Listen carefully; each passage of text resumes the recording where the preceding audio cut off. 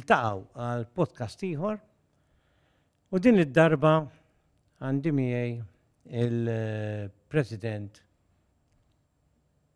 ferm popolari minħabba l-fatt li huwa ta' tim li iġib l-ikbar numru ta' supporters fil-ground. Forsi tgħiduli Ħamrun bħalissa iġib l-ikbar numru ta' supporters ukoll, però Ħamrun bħalissa għaddejjin fl-aqwa tagħhom. Hemm il-Valletta però ikunu fejn ikunu Premier first. Qabel telu u dejjem ir-reliġjon ta' Valletta hija l-futbol. U għandi il-President tagħhom qudiemi Claudio Grek. Nsellem lek. Ma Claudio Claudio. Nsellem lek Claudio. Nsellem lek. Qed nieħu gost inkellmek xi 10 snin ilu niftakar kont intervistajtek għal gazzetta illum minn għalija kienet dak iż-żmien kont naħdem hemm. U madwar politika. Illum nħossni iktar qed jisħa xi nkellmek fuq xi ħaġa li nħobbu għat-tnejn. Mhux għax il-politika ma nkunx ħobba, imma x'fettillek tieqaf mill-politika u tidħol fil-futbol. Ħanibdew mela semmejt il-politika. Di mistoqsija li tiġi kważi f'kull intervista. Vera, ma ngħidux. Kull waħda, le. U miegħek iktar naqsama b'kumdità. Ara, jien kif dejjem ngħid il-politika hija minnha nnifisha xi ħaġa sabiħa. U l-isbaħ ħaġa tagħha hija li ġibek viċin tan-nies. Bil-fors fil-politika, jekk inti tkun fil-politika tkun viċin tan-nies u min-nies titgħallem ħafna hekk hawn min jaħseb li titgħallem biss mill-kodba jew mill-akkademja kif naħseb taf daqsi forsi ħajar minni inti. In-nies talmek u l-esperjenzi tal-ħajja jgħalmuk, però jiena kont ħadd dik id-deċiżjoni ħadta 3 snin ilu illi kont għamil numru ta' snin twal fil-politika, għamil 10 snin kważi fil-Parlament. U kont id-deċidejt ħadd id-deċiżjoni li dak huwa kapitlu li jiena rid nagħlqu. U ma laqtux għax kelli sib li nidħol fil-futbol, però għalaqtu għaliex ħassejt li dak iż-żmien fiċ-ċirkostanzi kif kienu kun aħjar illi jidħlu persuni ġodda fih dan il-partit illi kont fih jiena. Il-futbol ġi, kif kontet ngħidlek ftit qabel ma beda l-programm, il-parti tal-futbol, jien ma ngħidx il-parti tal-futbol, il-parti tal-Valletta FC ġiet fit-2024 f'perjodu fejn kif nafu l-istorja orma issa passata, il-klab tal-Belġi relegat u kienet jiffaċċa ċirkostanzi diffiċli, jien naħseb l-iktar diffiċli qatt kien iffaċċa għaliex il-klab kien diġà ffaċċa ċirkostanzi diffiċli ħafna fi żmien il-mibki Ċarli Camilleri, meta kien President Charles Camilleri, meta l-klab tal-Belt kien fi relegation pool kif naħseb tiftakar inti. U dak iż-żmien imbagħad kien irnexxielu jisalva l-klab u kien diġà tista' tgħid diżappunt kbir. Let alone id-diżappunt illi wara kważi 120 sena ta' storja ġon. Klab jiġi relegat, klab bħal-Belt jiġi relegat fejn kif taf aħna klab li aħna kburin li aħna Beltin. U kien hemm dik il-battalja anke mal-Furjaniżi niftakar li intom waqgħu qatt u l-oħrajn l-Valletta United waqgħu u niftakar mal-Hibs ukoll qatt ma waqgħu u sa baqgħu il-Hibs biss. U essenzjalment hemmhekk jiena kienu avviċinawni ġi nies f'dawk iċ-ċirkostanzi diffiċli u jiena rajt li għad tisma' jiena trabbejt Belti, supporter tal-Belt fuq kollox, tlont nitla il-ground nara l-Belt ma' missieri minn kemm ili niftakar, tajlix l-ewwel darba, però kemm ili niftakar. Kont intella l-tifel tiegħi minn żgħir, jara Matteo, jara l-Belt. U fis-sens meta ġew dak iċ-ċirkostanzi għalkemm kontatt mhux il-kelma tajba ta' però ħlist miċ-ċirkostanzi diffiċli li fiha l-politika u ħanidħol f'ċirkostanzi. Però f'dak il-mument ukoll għax il-mara tiegħi Charmaine kienet aċċettat li Beltija? Mhijiex Beltija, però kienet Il-mara ma tantx għandha, il-mara minn Witheline, però ma tantx hemm futbol sort of following tal-futbol. Illum saret supporter imma tajjeb. Tal-belt. U ma titlifx partita waħda. Però Daħħalli rajtkom ġejt ma' slima l-bis tal-belt jien. inti Insomma l-belt. Għax il-maratija ma' slima. aħna nilqawk. Tamajn nilbes ħabiet aħna nilqawk bidejna lilek nilqawk bidejna miftuħin. U minn hemmhekk nħobkom kollha l-futbol. u minn hemmhekk jien kont aċċettajt kien hemm grupp ta' nies li bdejn tgħid li kont taf eżatt tal xi xdieħel preċiżament le. Preċiżament le. L-iktar għax kienet funzjoni ġdida. Jien kont inħobb il-klabb, kont inħobb il-futbol, però nkun qed nikdeb jekk ngħidlek li nifhem fil-futbol li jiena tekniku fil-futbol. Jiena x-xogħol tiegħi fl-amministrazzjoni, fil-kummerċ, fil-management. Però fil-futbol mhux neċessarjament li nista' ngħid tista' tieħu ċertu deċiżjonijiet. Però minn hemm John, dik il-passjoni, mhux biss għall-futbol, però l-passjoni għall-klabb tal-belt jien naħseb tat lili u tat lin-nies li irnexxieli nikkonvinċi biex jidħlu miegħi fl-amministrazzjoni fl-operat tal-klabb, tatna dik l-enerġija li inħarsu lejn l-esperjenza fiċ-Challenge League, mhux bħala diżonur. Jien ma nħarix lura John bħala biċ-Challenge League illi forsi fil-bidu ngħidlek sentej ilu ħassejt sena u nofs ilu meta konna waqajna ħassejt illi kien diżappunt kbir. Kont mur tarahom fiċ-Challenge League? Fiċ-Challenge League ma tlifx partita waħda. Ma tlifx partita waħda, ovvjament għax kont president tal-klabb, però ukoll għax mhux jien biss fiċ-Challenge League kien ikollna weekend in weekend out prattikament is-sajt kollu sold out tajjeb bis-supporters tal-belt li baqgħu magħna throughout. Però iċ-Challenge League jiena nemmen illi tagħna fuq naħa waħda dik id-best biża, John, li xi kultant li inti taħseb li ma tista' taqgħad, li inti dejjem ħadkun b'saħħtek, li inti tista' dirbaħ dejjem, li inti tista' dirbaħ li għandek dak bl-Ingliż jgħidulu that sense of entitlement illi naħseb jagħmel ħafna ħsara mhux fil-futbol biss f'kollox. Però mill-banda l-oħra naħseb tagħna wkoll isu dik l-enerġija ġdida, dik il-passjoni ġdida li ridna mhux biss niksbu l-promotion, però ridna ngħidu ara għaddejna minn dik l-esperjenza, tallimna minna, issa hija nibnu biex ikonna klabb modern, klabb b'saħħtu u klabb li ma jerġa' jgħaddi qatt minn dak li għaddejna minnu. U naħseb dik is-sena fiċ-Challenge League, 6 xhur tista' tgħidha minn aħna biex irbaħna l-promozzjoni to the day prattikament kemm minn meta beda Challenge League f'6 xhur erġajna rbaħnija l-promozzjoni.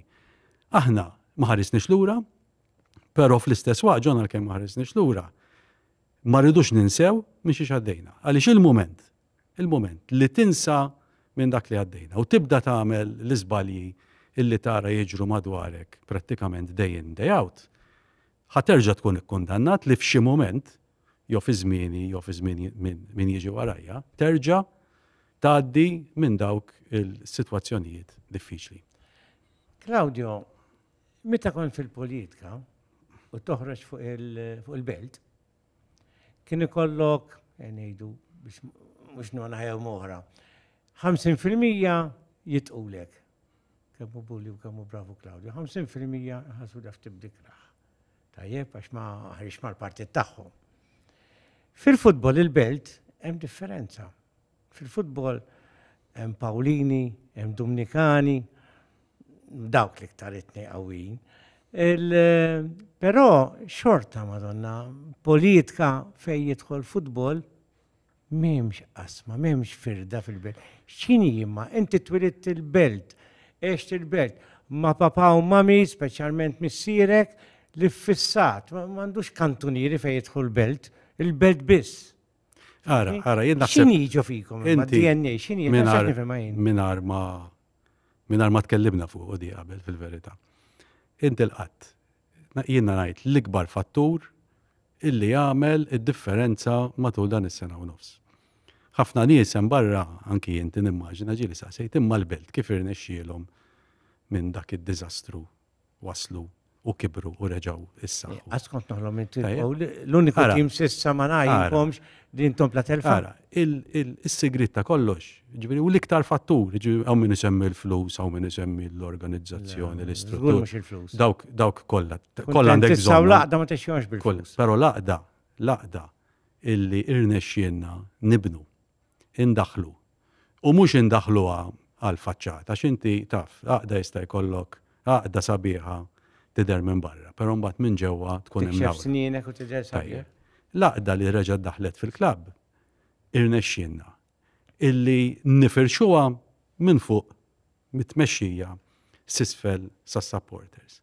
U awtomatikament dik kull problema li inti tibda tiffaċċa, ħanoħodlok eżempju illi jiena lija u għet mill-eżempji li jien l-ikbar gburi bih. Is-sena l-oħra minna inizjattiva aħna sejjaħnila V43 fejn ridna niġbru parti mill-finanzjament illi aħna ridna biex noħorġu l-klabb mill-sfidi li kellu, mill-sfidi finanzjarji li kellu. Id-djun, ridna nduru għad nisma' parti minn dan, mhux parti l-kbira, però parti żgħira. Irridu nagħtu l-opportunità lill-supporters tagħna, lill-membri tagħna biex jikkontribwixxu mhux ftit ġon.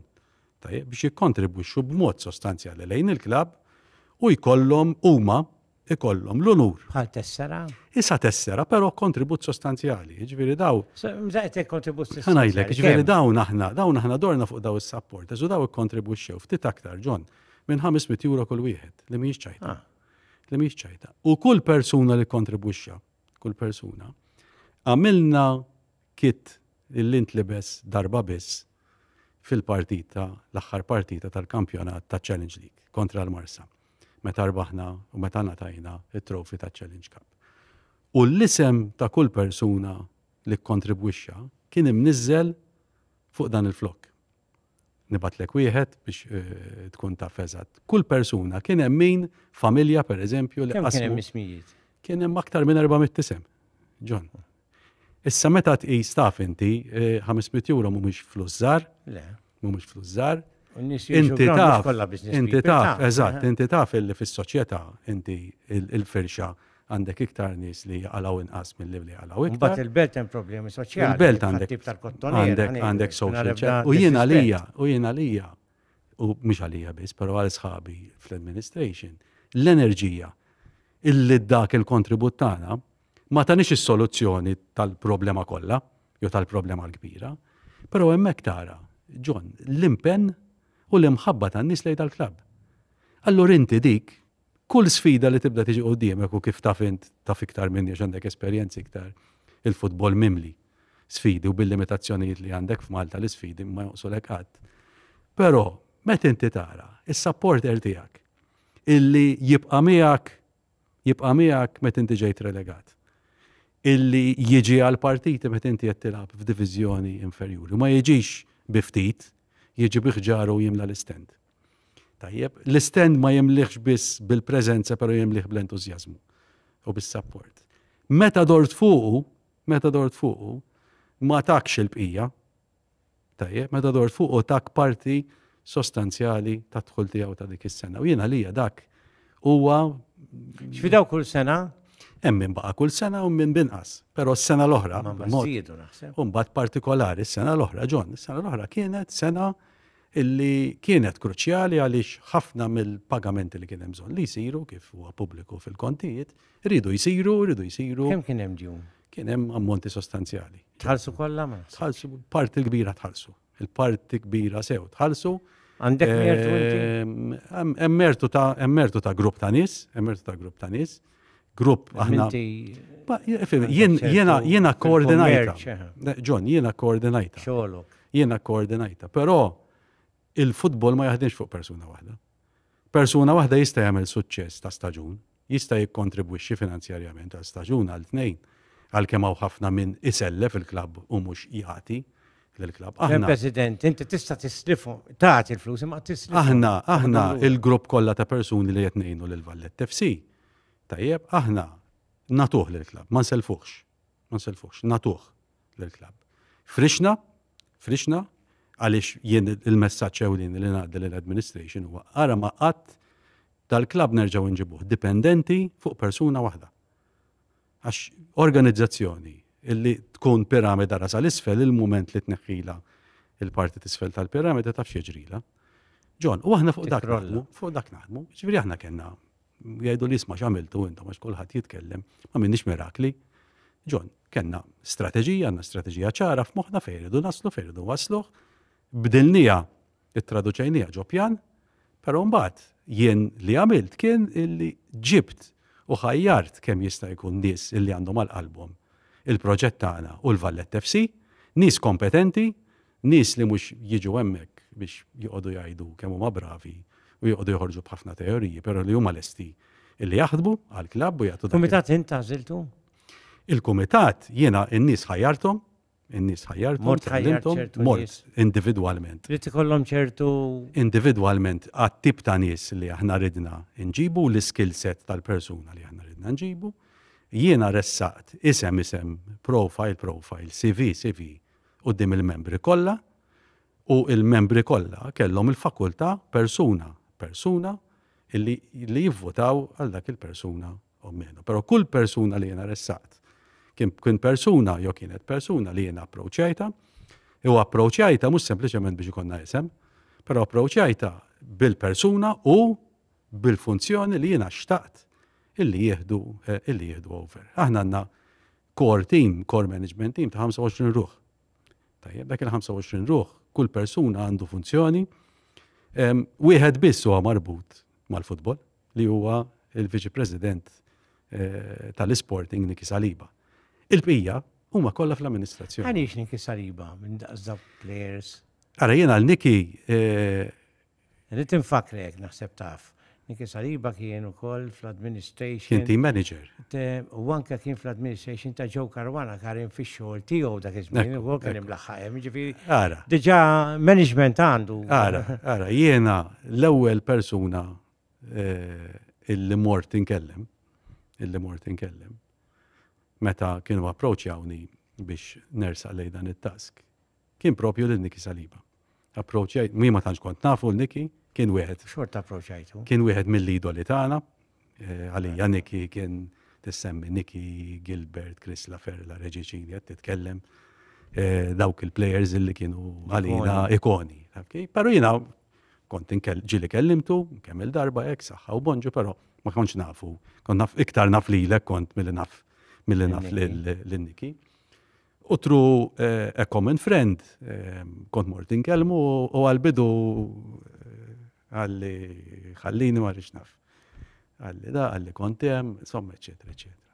U bat erġajt kellimtu, erġajna morna darbohra, u bat wara sirt naf il-familja tiegħu ħeġġitu ħafna biex jerġa' jidħol, tajjeb kelli għajnu li ma kontx naf biha. U l-għażla ta' Niki kienet waħda illi jiena naħseb il-mistoqsija tiegħek tirrifletti dak kollu fejn wasalna llum. Jiena rrid persuna illi l-ewwel nett tista' tafda bajnejk magħluqin, persuna li l-logħba tal-futbol jafa, persuna li għandu l-esperjenza, però fuq kollox persuna li għandu għal-qalbu l-klab tal-belt.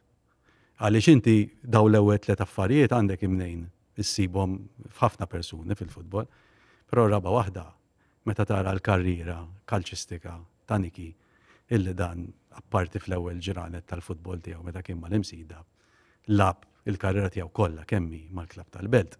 Hemmhekk jien f'moħħi kelli għad tisma' dan huwa l-persuna ideali illi jien u sħabi fl-amministrazzjoni nistgħu nserħu moħħna illi d-deċiżjonijiet kollha li ħajjittieħdu fil-kamp sportiv fl-aspett tal-futbol, John, ħajkunu. Tindaħlulu intom?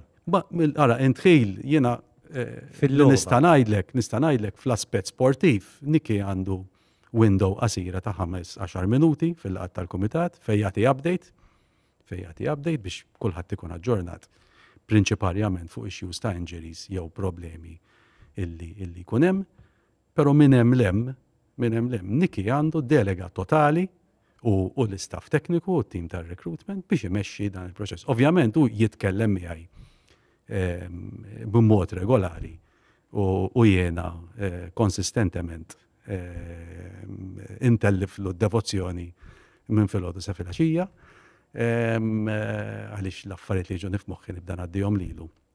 Però sibna struttura li flimkien ovvjament mbagħad mal-coach u t-tip ta' coach li għandna, il-head of recruitment tagħna li huwa persuna flimkien mal-recruitment team li għamlu xogħol dak kollu li tara meta jgħidulek isma' irnexxielkom issibu skwadra tajba, taqdu skwadra tajba. Meta tlajtu mit-Challenge League, da waħdi hekk daret issa jarġgħu Premier daw, għassa jibdew mal-oħrajn għax fil-Challenge League m'hemmx l-istess saħħa li hemm fil-Premier. U l-Premier ta' da żmien, tas-sena l-oħra ta' dis-sena, is-saħħa immens. Timijiet kollha. Żgħir timijiet kollha. Li ma kienx hekk fi żmien meta kont insegwi ħafna jien, fi żmien kien hemm l-ewwel 4, forsi 5 u mbagħad l-oħrajn. Absolutely. Easy. It-timijiet kollu ma. Illum le, illum ma tafx ħadd irbaħ jew le. Però dis-sena segwejt is-sallob kollu fuq it-television u ġejt hemmhekk, l-uniku waħda li rajt s'issa live Belt Slima u wajjad gol fl-aħħar ukoll. Però kienet sabiħa. Rajt Belt St. Patrick għandikum? Le, mhux dis-sena. Le, mhux dis-sena. Ma min irbaħtu Naxxar? Naxxar. Però tawkom logħba. Naxxar kienu tajbin ħafna. Tawkom logħba Naxxar, ma Naxxar. Kienu disciplinati ħafna fil-ground. U kienu għadhom kemm għamlu partita kbira fil-ġimgħa ta' Għattemmint meta kon irbaħt ħadd iċ-challenge kap fidejk.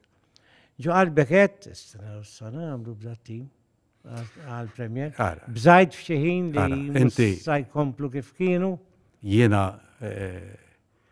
għandi fiduċa fil-players tagħna, għandi fiduċa fl-iskwadra tagħna. Però inti John, il-biża tkun lek dejjem hemm u l-biża qed hemm mhux tant biża ta' però iktar jiena I boil it down iktar għal rispett lej l-avversarju tiegħek. Għax inti jekk minn għalik ħajkun hawn xi partita fil-Premier fejn kemm għandek skwadra tajba, ħatkun xi walk in the park illi inti ħriġt u irbaħt iżu ma kien xejn, jien naħseb tkun sejjer żball kbir għax illum kif għattajjeb inti kull partita tkun viċin essenzjalment, mhux qed ikollok riżultati illi huma xi ftit jew sorprendenti wkoll għax ikollok timijiet li fuq il-karta u minn askwatati. Però mbagħad fil-pitch u kull logħba jiena għalija meta fejna f'kull partita li labna anki mat-timijiet li kienu forsi meqjusin iktar qegħdin fil-parti isfel ta' klassifika. Kull partita kellha ma kienitx anki l-partita li rbaħna b'xi ftit jew biskor konvinċenti, però xorta waħda. Tara timijiet disciplinati, tara timijiet preparati u tara li id-differenza John xi kultant jagħmel ilek dak il-plejer jew tnej illi on the day ikunu kapaċi jagħmlulek id-differenza. Ġifieri aħna kellna nagħmlu bidliet kif qed tajjeb ħafna inti l-biċċa kbira tal-iskwadra. Jien kalkolu minna li jabertu għeru ftit iktar minn 80%. Bdidnija u l-inkwiet tiegħi nkun onest miegħek kien illi rrid iż-żmien it-tim kif taf int biex tibni l-chemistry biex id-dressing room tiegħek tibda tiffunzjona daqsxejn iktar b'mod effettiv u b'mod iktar koerenti. Kelli dak il-inkwiet illi ħadieħu ftit iktar żmien. Però mill-banda l-oħra konċert illi l-istaff tagħna ġifieri b'Niki qed imexxi l-parti sportiva, però mbagħad fl-operat tagħna taħt it-tmexxija ta' Coach Tejn Mikallef u d-disciplina u s-serjetà u l-professjonalità li daħlet. Ftit inti tibda tirrealizza illi ir-riżultat huwa dejjem John l-eżitu ta' dak illi tagħmel ġurnata wara oħra matul il-ġimgħa. Ġifieri l-weekend fil-verità il-logħba tas-Sibt jew l-Ħadd mhijiex l-eċċezzjoni, il-logħba tas-Sibt jew l-Ħadd hija r-riżultat ta' dak li tagħmel mit-tnejn għall-ġimgħa jew mit-tnejn għas-Sibt fl-istruttura u fl-operat tiegħek. Il-fatt li għadkom ma tliftux. Taħseb li t-teams l-oħrissa the team to beat huwa Valletta jinżlu iżjed miż-żgħir sa kbir żgħir. Ma qasba żgħar, ngħid żgħar jien, miż-żgħir sa kbir però ħanejdwa kif inhi qed jinżel għalikom determinat li jistgħu joħdilkom il-punti jew itellifkom. Kif taf int storikament kull tim li jilab mal-belt dejjem jilab. Hija jgħirew jobodukom. Jilab. Jiena l-kelma. Jobodukom mhux personali. Kelma li tobot. Però tobot it-tim tal-belt għax tirbahlu. Ifhem, jiena lija dak huwa. Jew jgħiru għalikom biex. Jiena lija meta nara fejn naf li tim fil-weekend ta' qabel forsi ikun hemm 50 ruħ fl-istend. Umbat fil-partita kontrina jkun hemm 400-500. Furjana l-iktar. Tajjeb, jiena li dak privileġġ għax is-supporters ta' dak it-tim fil-verità jkunu ġew biex jaraw lit-tim tagħna. Tajjeb, aħna s-supporters tagħna weekend in, weekend out, dejjem hemm manek nilagħbu ma' tim illi qiegħed fil-quċċata tal-klassifika u ma' tim li qiegħed fil-parti t'isfel tal-klassifika. Is-supporters tagħna dejjem hemm. Tajjeb, u dak huma s-supporters veri u dawk huma li jagħmlu id-differenza ta' 12 player illi kulħadd jitkellem fuq 12 player, però 12 player ikun miegħek John dejjem. Biex ikun miegħek meta tilab match day waħda. Meta tirbaħ. Match day jew meta tirbaħ, tajjeb, aħna 12 player tagħna. Supporters tagħna kienu magħna kif għadlek anki u jien apprezzajt ħafna anki fiċ-Challenge League. Weekend in, weekend out, tajjeb jimlew l-istend hemmhekk. Ovvjament, kull tim aħna narawha li meta jinżel biex jilab kontra l-belt jinżel b'enerġija partikolari. Dik minna nnifisha aħna qdrajnija, mod naturali, u x'tagħmel ġo ngħidli, inti dejjem tipprova tkun preparat. Tkun preparat. Jiena niskanta ħansemmih għax jien ħobb nara Facebook ħafna. Koll iżjed ħin issa kemm bil-pensjoni għax naħdem part-time naqrit. Hemm Oswald Karwana naħseb tafu Belti. L-istoċ dak hu. Nsallim lek Oswald. Ninnu taħ, dak iżom mal-Manchester jew mal-Liverpool, għandkom mal-Manchester. U meta jitilfu dal-aħħar qed jitilfu mhux ħasin, issa qed jinġabru raġaw. Kontent dal-aħħar mela. Kien jikteb, eżempju, laqwa l-irbaħna l-belt biex ma jinkuħx, laqwa rbaħna u dejjem jagħmel għadi dejjem. Allura jilu sena u nofs, issa si laqwa rbaħna l-belt, jittef kemm jittef tiegħu ma jitkellimx, u kwiet, jitfaħħa fuq il-belt. Għani gussa, dawn huma t-tip ta' supporters beltin, qed tifhem? Però il-fatt tajjeb li nhar is-sibt li ġej għandkom logħba ġol Hibs Ground kontra Hibs. Li Hibs huwa t-tim ukoll li qatt ma waqa' ma jfissirx jitlef magħhom jaqa' far from it. Però hija logħba li dejjem kienet kienet logħba missielta mal-belt.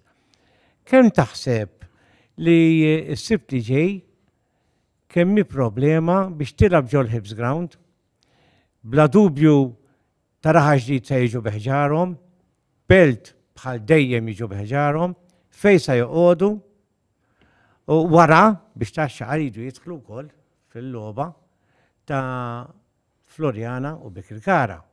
Tajjeb. Ma taħsibx li jena għal problema ħatkun is-sibt. Ara,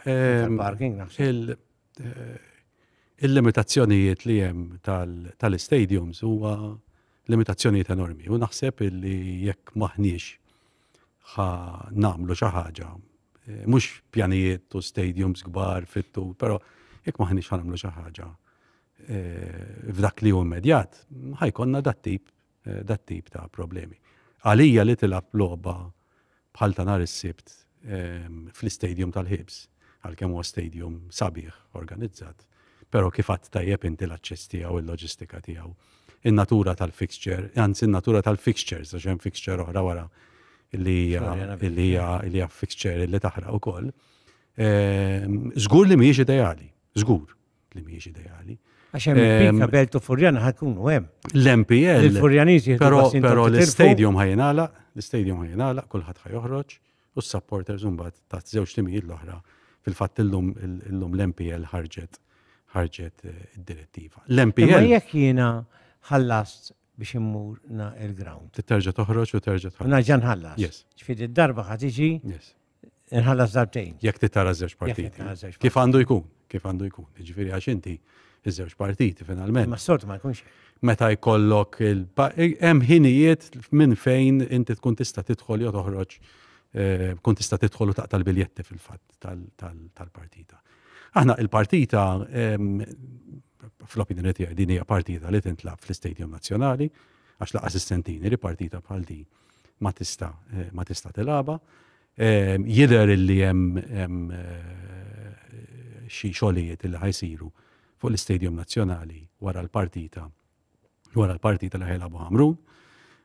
Jien nemmen illi wara l-partita li ħejlabu Ħamrun jumej tkun qed titkellem seta' faċilment din il-partita ntlabet. Mbagħad ix-xogħol isiru wara s-sibt. Isir wara. Għall-inqas dil-partita jew daw iż-żewġ partiti partikolari. Però jiena minix. Imma tort tal-MPL jew tal-MFA? Jien naħseb l-Istadium ħanajdlek jiena naħseb l-Istadium u l-MFA ma naħsibx li l-MPL. Però jien naħseb illi kieku kellna nħarsu lej it-tort reali huwa li dal-pajjiż nitkellmu ħafna fuq l-sports, nitkellmu ħafna fuq il-futbol, jintefqu miljuni kbar mill-klabs fis-sena fuq il-futbol, però fil-verità dal-pajjiż faċilitajiet, John, mawx. Jien naħseb int kont fil-politika. Tajjeb. U mingħajr ma nippuntaw lej l-aħmar jew lew il-blu, però kollha jippuppaw sidrhom meta Ħamrun issaddew Conference League u morna niċċelebraw u nidru, tajjeb kulħadd jagħmilha. Però jien naħseb il-gvern mhuwiex jagħti biżżejjed għal-futbol Malti, grounds biżżejjed, tajjeb, bħalma smajtkom titkellmu wkoll fuq il-programm l-argument ma' Clinton għax rajtu tal-ħadd fejn semmejt inti speċjalment l-Icelandic kif għamlu l-Iżlanda u għaliex kibru daqshekk. Ifimni, jiena mhux ħanitkellem fuq ħadd ieħor, ħanitkellem fuqna. Ġifieri inti bdejt għat l-akbar support, l-akbar klabb. Però l-akbar support u l-akbar klabb u l-iktar klabb illi huwa żvantaġġat mill-klabs kollha f'dal-pajjiż. Ġifieri l-klabb aħna qastit wemben meta tajda n-nies ma jemnux. Ġifieri aħna m'għandniex facilities fejn jitrejnjaw is-senior team tagħna. Is-senior team irid jitrejnja John f'ħin illi tawna klabb ieħor fejn ħalsu għal dik l-islot mela ħadd ieħor għandu l-istadium tiegħu u l-facilities tiegħu jiddeċiedi fejn u fiex u jaqla l-flus minnu. Aħna m'għandniex irridu nidħlu fis-slot illi jtina klabb ieħor, irridu nħallsu fil-kumdita tiegħu, anzi nsibu min jikkopera magħna biex inkunu qed ngħidu kollox, però dejjem. Aħna nitrejnjaw ħaddingli illum u għandna il-facilities tagħna hemmhekk, però ovvjament ħaddingli għandhom it-tim tagħhom, għandhom in-nursery tagħhom u rajt li sow il-prijorità joħodha it-tim tagħhom. Tajjeb, il-youths tagħna jridu jitrejnjaw fil-ground tar-Rabat fl-Imtarfa, tajjeb, fejn anki hemmhekk għandna relazzjoni tajba ħafna mal-amministrazzjoni tar-Rabat, però irridu fejn pereżempju s-Sibt u l-Ħadd il-youths tagħna jridu jitrejnjaw John fis-7 ta' filgħodu. Għax dik hija l-uniku slot.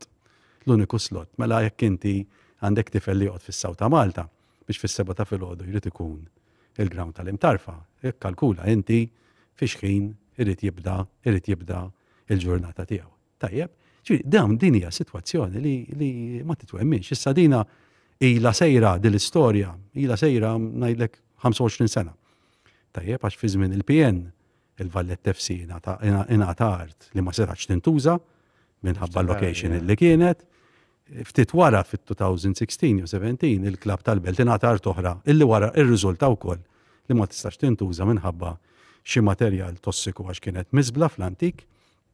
Tajjeb, li nista' ngħidlek hu f'dal-istadju illi naħseb ix-xogħol u l-ħidma li saret fl-aħħar sena kienet ħidma mal-gvern direttament ma' l-ogħla livelli fil-gvern illi kienet ħidma pożittiva u ħidma illi sejra f'direzzjoni fejn fl-aħħar nistgħu ngħidu li nistgħu insolvu din il-materja. Però llum u anke forsi tinbidel l-art ma' art oħra li xi darba tkun tista', però kif tista' timmaġina inti.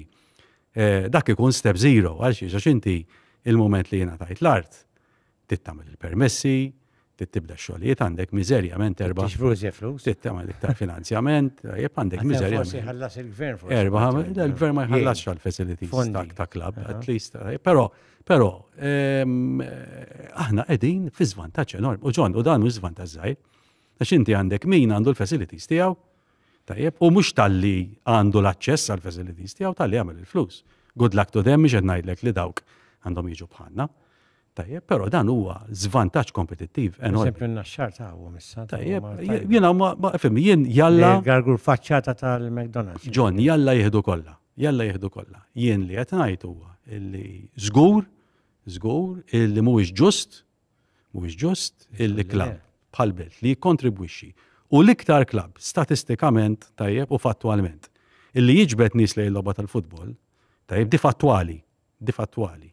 Aħna minna survey ma' Vince Marmara, tajjeb xjentifiku, però iktar mis-survey jekk inti titkellem mal-MPL u jtuk, minti dilettant ħafna tal-istatistika, u jtuk, tajjeb, naħseb ikun tajjeb li kull ġimgħa iżidu tajdu sissa dal-klabb tella tant persuni li il-ground, dal-klabb tella tant persuni. U hemmhekk awtomatikament ħad irrealizza il-klabb tal-Belt jien minn numri tagħna li mhumiex numri finali, però minn numri tagħna. Aħna intellaw.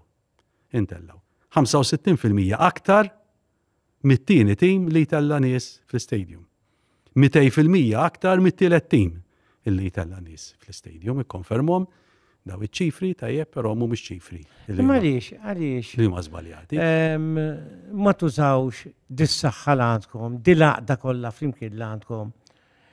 Mal-gvern tal-ġurnata, ikun min ikun. Ma ara, li tajdu isma' li jenna ħatejnuna, għax aħna wkoll teħdu l-voti mill-Beltin. Sewna ħaw sew oħra. Nerġa' ngħidlek. Jien ili sena u ftit issa għaddej f'dal proċess jien kieku taf kif jien biżejjed, kieku ngħidlek isma' m'hemm progress ta' xejn u ma minna xejn.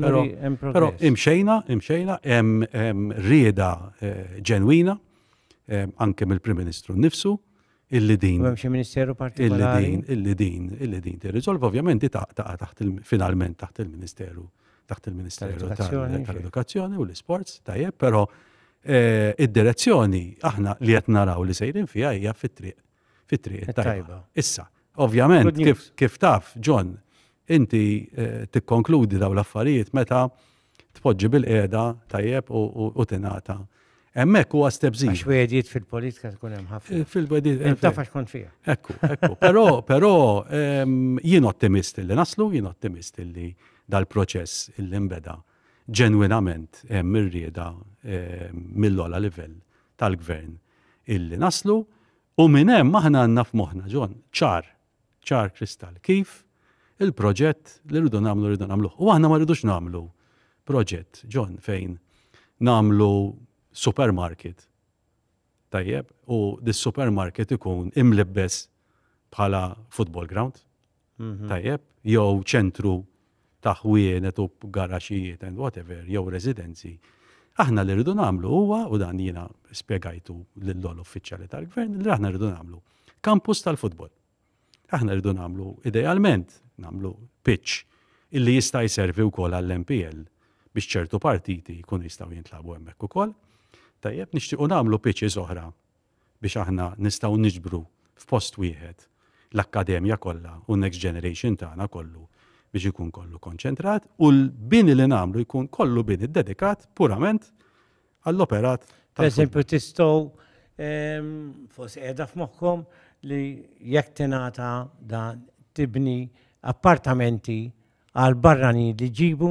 Inti ħajkollok għandek dik li però dak numru żgħira x'inti kull ma għandek inti 14 barrani maximum tajjeb, però għandek pereżempju aħna li nixtiequ nagħmlu huwa li konna l-Sport Science Center tagħna aħna mis-sena l-oħra law għamilna investiment kbir fl-użu tad-data u fl-użu tax-xjenza fil-preparazzjoni tal-plejers tagħna. Dak huwa l-forte tiegħek u xejn. Tajjeb, jiena mbuttajta u sibt persuna trainer li aħna daħħalna impjegajna persuna full-time fl-strength and conditioning Nigel McCarthy.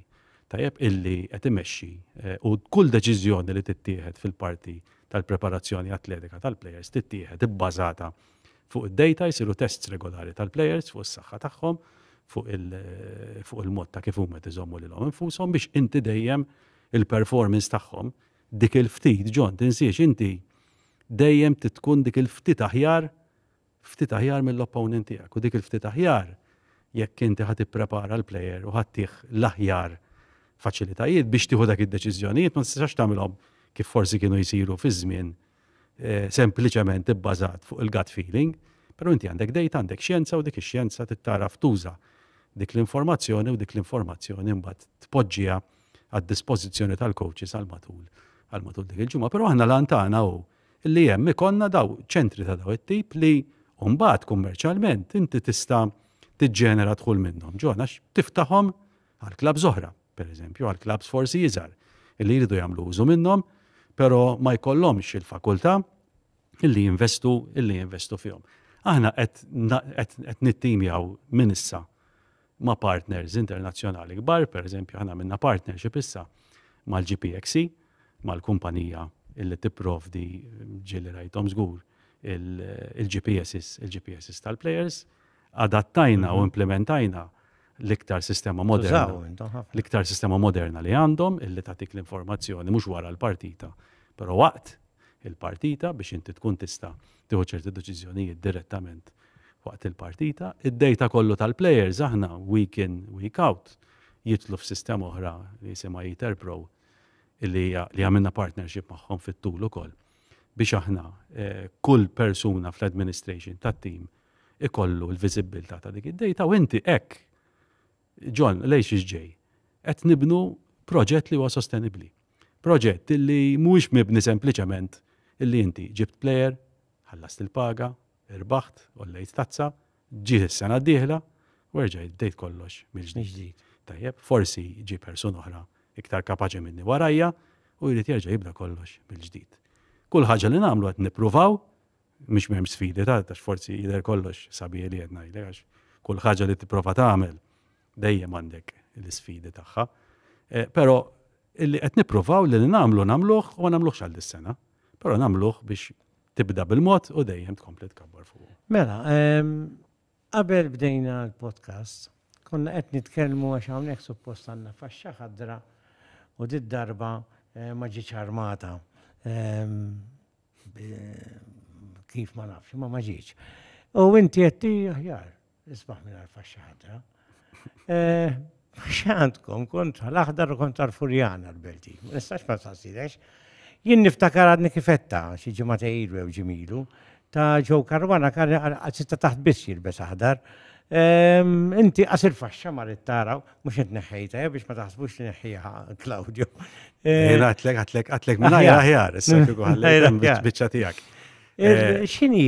Ir-rivalità sportiva. Naħseb li intom ir-rivalità kienet mal-Ħamrun ma Bikikara għamiltu żmien. Però il-Ħamrun naħseb li għamiltu mossa tajba li meta għaddew għal Conference League, intom kontu wieħed mill-li ħriġtu mill-ewwel sarri tifirħulhom. Jien naħseb dak kien. Kien hemm mill-ewwel. Ejja nħarsu ġifieri l-achievement tal-Ħamrun naħseb hu achievement mhux għall-Ħamrun biss, però achievement tal-futbol Malti. U li klabb jagħmilha żgur li jiena ngħid għalija jien personalment nara li l-bar telat biċ-ċoħra l fuq u allura aħna l-koll irridu naħdmu mhix il-belt biss, però kull klabb irid jaħdem biex dik il-bar jipprova jilħaqha u jipprova wkoll jissorpassa. U jien naħseb għall ħares bejnietna fil-komunità tal-futbol ma nkunux kapaċi illi konna l-maturità li nirrikonoxxu illi dak huwa achievement sostanzjali għall-futbol Malti u għalkemm ir-rivalità fil-pitch nassigurak illi mhix ħatonqos u fl-istadium mhix ħatonqos u meta kellna l-partita magħhom naħseb żgur kienet il-match dejtu żgur urejna illi ma konniex ħamba xurasna għaliex sempliċement kien hemm dak l-achievement, però il-maturità sportiva titlob għall-inqas aħna ħassejna bħala administri, issa jkun hemm ma jaqbilx, ikun hemm min jgħidlek jiena lill-opponent tiegħi ma nifraħlu qatt, però. Li kienu l-Furjana kontu tifirħulhom. Però dak imbagħad naraw iċ-ċirkostanzi dak iż-żmien. Ir-rivalità mal-Furjana, kif taf inti hija rivalità sportiva, hija rivalità antika ħafna. ħafna minnkom iż-żewġin xulxin. Għandek ħafna nies, għandek ħafna beltin li joqogħdu fil-Furjana, però kif taf ir-rivalità fil-futbol mal-Furjana tmur lura. Sabiħa ta' rivalità, dmenti tibqa' rivalità sportiva sabiħa. U sakemm kif qed tgħid inti rivalità tibqa' sportiva u tkun akkanita u xi kultant anke jkun hemm element ankejja bej jien naħseb dak huwa li jżomm xi ftit jew il-futbol. Il-futbol rivalità ta' 100 sena oħra tiftakar dik it-tazza tal-100 sena. Dis-sena nagħlqu 25 sena. Issa ġejja ġubilij. Dis-sena. Issa dik hija wkoll tazza li tkun kull 100 sena forsi jew iktar. Hemm ċans il-Furjana jippruvaw jirrivendikaw ħalli jekk intom għandkom waħda huma jkollhom oħra. Hemm it-teams l-oħra ta' ma jisnarbihom imma nieħdu partita. Tixtiequ toħdu ħajkolkom kollox intom. Jien nixtieq li nirpu kull logħba. Dik nixtieq jien imma. Fejn tixtieq tasal? Imma ovvjament inti il-futbol is-sabiħ tiegħu dak hu ġonu illi huwa imprevedibbli. Fejn qed tistenna tasal jew tixtieq tasal? Ifhimni, aħna jien nerġa' ngħid, aħna l-antana ġon kien li nibnu skwadra kompetittiva. Għall-Ewropa jew għal skwadra kompetittiva. Issa kif inhu l-format tal-kampjonat? Huwa format illi huwa diffiċli ħafna u naħseb tkun prużuntuż ħafna, speċjalment meta tara anki ir-riżultati preċedenti tas-sena l-oħra, tkun prużuntuż ħafna li tpoġġi xi forma ta' mira għal xiex għax inti taf illi telfa jew rebħa jew gow saħansitra f'ċirkostanzi lejn l-aħħar tal-kampjonat jistgħu jeqilbu il-possibbiltajiet tiegħek dan m'intix qed tgħid jiena għandi tant partiti u minn tant partiti jekk jien ħanirbaħ 80% tagħhom. Dak il-partiti jien kapaċi nirbaħ il-kampjonat. Dik ma tix teżist illum, għax illum inti tista' tirbaħ ammont kbir ta' partiti bħal-maġara s-sena l-oħra. Ġifieri inti fl-aħħar mill-aħħar aħna l-Ewropa il-gowl tagħna il-klabb daħlu partita flus issa. Il-klabb qed jaħdem biex ikun mal-parti ta' quddiem tat-tejbil. Però kif għatlek, qabel forsi kienet ġon jekk inti ġejt it-tieni u t-tielet taf illa ħad tidħol fl-Ewropa. Illum dik diffiċli tajda u jien naħseb li min jazzarda ikun prużuntuż u jpoġġi daw il-miri. Tajjeb, ikun qed jiżbalja. Għaliex l-antana u kif kont qed ngħid fuq il-programm nhar il-ħadd illi inti tieħu l-approċċ tagħna s'issa dejjem kien partita. Jekk naħsbu li hemm xi partiti li huma faċli inkunu naħseb qed nagħmlu l-ikbar żball possibbli għax il-lig huwa bilanċat immens u anki fejn għandek timijiet li forsi qabel ma tilab magħhom tkun minn għalik il-fattur ta' meta jilagħbu kontra l-belt kif poġġejt preċiżament inti ħafna drabi jagħmilek daqsxejn iktar diffiċli u l-antana allura hu illi saqajna mal-art. B'umiltà nimxu partita nibqgħu nagħmlu dak kollu possibbli biex naħdmu bi professjonalità, b'serjetà u b'dixxiplina, nipprovdu lill-iskwadra, lill-plejers u lit-tim tekniku il-faċilitajiet kollha. Jiena xogħli daku, jien jekk nista' ntejbilhom tajjeb b'1% fil-ġimgħa il-faċilitajiet u da ma jkunx biss l-aspett finanzjarju. Tajjeb, ġifieri mhux argument biss finanzjarju, però fej huma jitrejnjaw il-faċilitajiet li għandhom aċċess għalihom, l-expertise li għandhom aċċess għaliha, jekk aħna kapaċi ntejbu b'1% fil-ġimgħa dak kollu, b'affarijiet żgħar, aħna m'għandix dubju illi dak over a period of time ħajirriżulta illi qed tagħti l-għodda neċessarji issa il-futbol mill-awb, ġon fl-aħħar mill-aħħar. Kemm sbirkom is-sena l-oħra iċ-Challenge League? Jiena jekk min issejjer żball is-sena l-oħra, Challenge League sewa bej wieħed u ieħor min issejjer żball xi 700,000. U dis-sena kemm taħseb se jiswi? Ħafna iktar, però preparati għali? Però punt importanti li rrid ngħidlek ġonu illi il-mod kif qed naħdmu u li qed nagħmlu commitments ta' spejjeż. Eżatt kemm aħna għandna ċertezza illi se nkunu qed indaħħlu mill-kontribuzzjonijiet u mill-operat kummerċjali tagħna. Jien lan tagħna ġonu li jekk aħna at a point niġu dis-sena jew s-sena d-dieħla meta jkun biex nidħlu fil-kompetizzjonijiet Ewropej. Nkunu wieħed mill-ewwel clubs illi il-flus li jitlu mill-kompetizzjonijiet Ewropej ma jmorrux kif taf int kif jiġri f'ħafna mill-każijiet biex iħallsu id-djun tal-istaġun ta' qabel, però jidħlu hemm u aħna minna commitment bħala amministrazzjoni illi nofs dak l-inkam jiġi meta jiġi dis-sena jew s-sena d-dieħla, nofsu fis-sena li jidħol ħan investuh kollu fil-programm ta' Next Generation tagħna, il-Gen V, li huwa programm fejn aħna tnibnu mit-tfal minn 13 years old il-fuq, fejn aħna dak ħan investuh kollu hemm biex it-talent illi jibda jitkabbar, illi jibda jiġi ġenerat. Ma jkunx talent biss illi sempliċement tittieħ coach u qed tittieħ fejla, però jkun investiment fil-futur tal-klab. Għax is-sostenibilità, John, minn hemm ħaġiba. Jekk inti tkun qed tittella l-aqwa talent u jkollok players lokali, players l-aqwa talent lokali li bdejt ittihom l-aspett professjonali, ġifieri aħna lantana dal-programm huwa li dak li aħna nagħtu lis-senior team tagħna l-faċilitajiet.